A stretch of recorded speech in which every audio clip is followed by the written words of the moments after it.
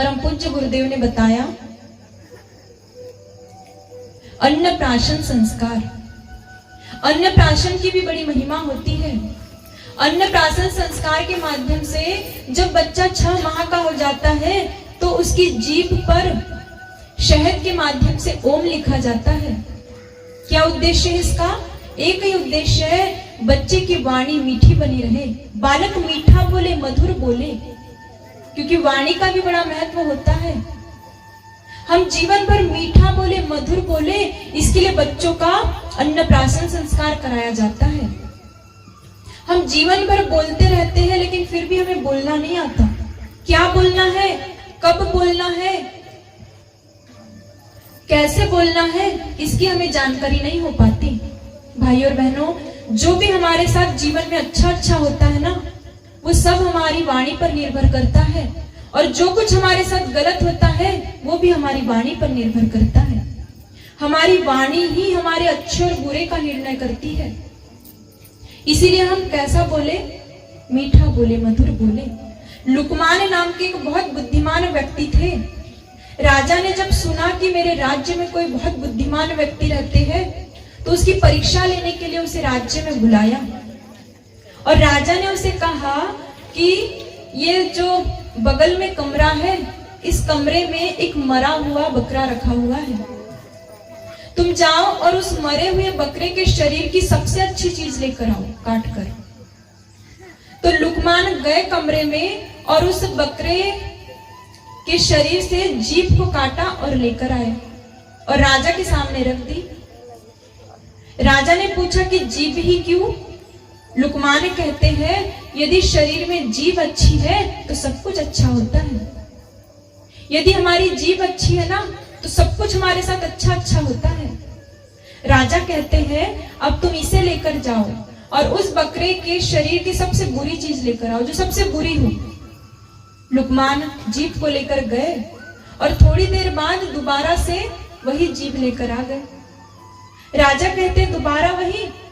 तो लुकमान कहते हैं हाँ महाराज, क्योंकि शरीर में यदि जीभ खराब हो ना तो सब कुछ खराब होता है, सब कुछ बुरा होता है।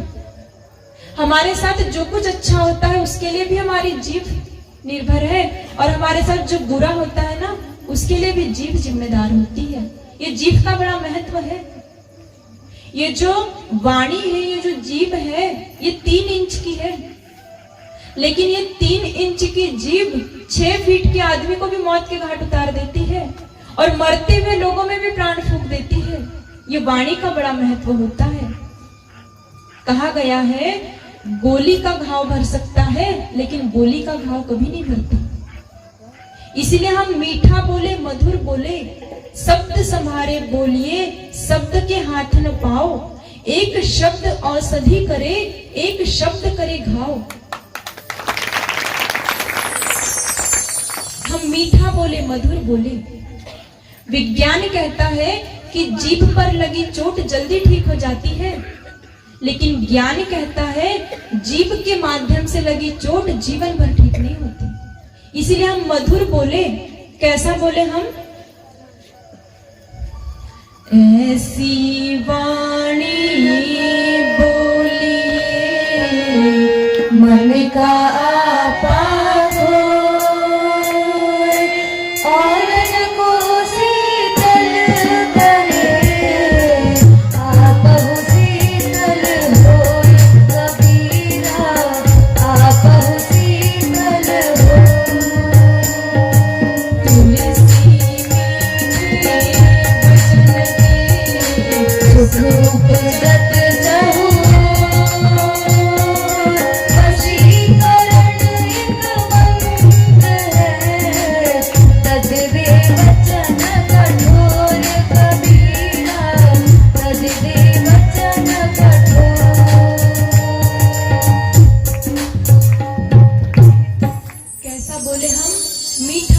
मधुर बोले।